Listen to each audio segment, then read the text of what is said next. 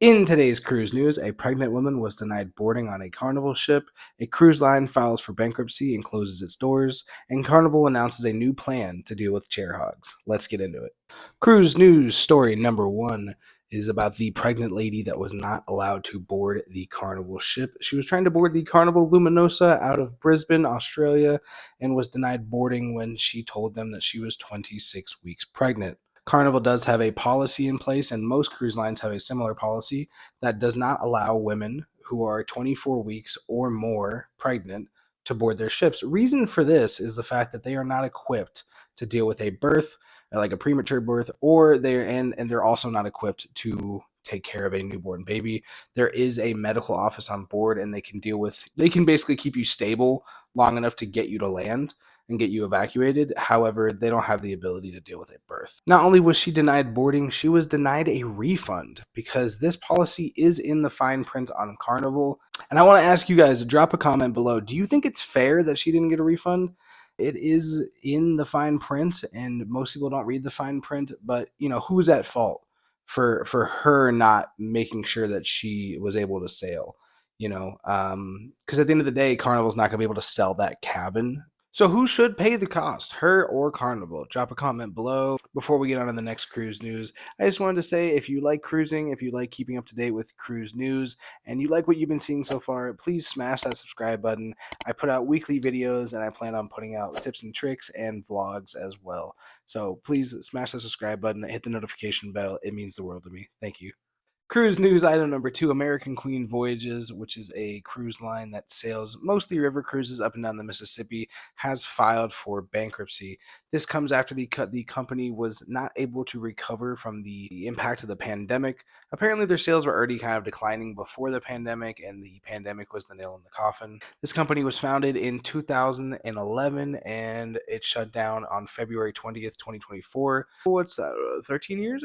Yeah, I believe 13 years of operation.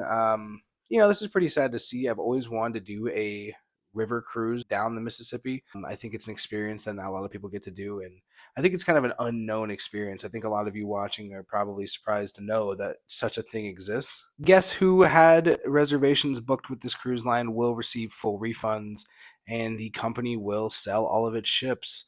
This is a sad ending for a pretty cool, unique cruise line.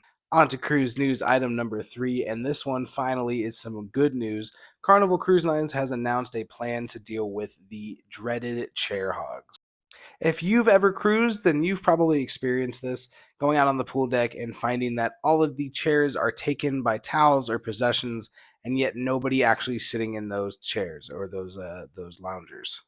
This is a common practice by people that are trying to reserve a chair for the entire day. They're trying to claim these chairs on the pool deck for the whole freaking day, all right? And it's not cool because some of us, like you want to go out to the pool deck for an hour or two, and somebody went out there at 6 in the morning and reserved 17 chairs for their family, and now there's no chairs left for you. So to combat this, Carnival has started a program where now they will put a sticker on your chair if they notice that you haven't used your chair in a while, and it will say basically, hey, we stopped at your chair at this time, and if you do not arrive back in 40 minutes, we will move your possessions, take them to a safe place. I believe it's like where the towel area is, and you will be able to get your possessions from that towel stand.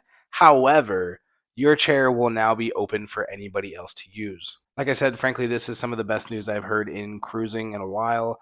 This is a huge problem on pretty much every ship, and Carnival seems to be the first cruise line to actually address it, and I really hope other cruise lines follow suit. On to cruise news item number four, Royal Caribbean. I always, for some reason, always have a hard time saying Royal Caribbean. It comes out like Royal. Royal Caribbean announces that they haven't officially announced, but rumor is that they will have the Quantum of the Seas sailing out of Los Angeles in the later part of 2025.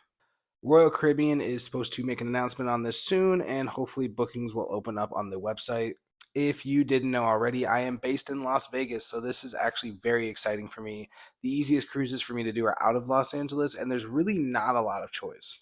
Frankly, I'm surprised how much the Los Angeles port has been neglected by major cruise lines. There's a huge market in California. I mean, the largest population state in America, And for some reason, they don't capitalize on it. And the ships that they do have sailing out of Los Angeles kind of suck. These ships that sail out of Los Angeles tend to be older and cheaper cruises, generally 3 and 4 night cruises to Mexico, only going to Catalina and Ensenada. For example, the Carnival Radiance does this route, and so does the Navigator of the Seas. Both ships, like, I mean, being on a cruise ship is better than no cruise ship, but they're no Oasis class ship. So, like I said, this is really exciting for me and anybody else on the West Coast, and I cannot wait to hop on a Quantum class ship and it only be a 4 hour drive from my house. And on to cruise news number 5. Spain is in the middle of a drought, and this is going to affect the cruise industry. Ships sailing into Barcelona can expect that the Spanish government will no longer be providing them with fresh water. Like I said, this is due to the fact that Spain is in the middle of a severe drought at the moment and they do not have the water to spare. However, cruise ships do have the ability to make about 90% of the fresh water that they need on board using osmosis and other fancy science stuff that I don't know the name of. But basically, they suck the water out of the sea, they desalinate it, and then they come up with fresh water. Most cruise ships have this ability, especially new ones, but some of the older ships don't have this ability, and I think that's what's really going to affect the cruise industry in Spain. I would totally expect to see cruises canceling their stops in Spain or cruises maybe not going to Spain altogether. So if you're booking a European cruise and Spain is on the list, do not be shocked if they end up canceling a Spain port. Well, that is it for cruise news this week. Thank you guys for watching. It means a lot. If you like what you've been seeing and you want to help support the channel, just smash that like button, hit subscribe, hit the notification bell. It doesn't cost you anything and it helps me out immensely. I really enjoy making this content for you guys, and I hope you guys enjoy it as well. I'll catch you guys in the next one.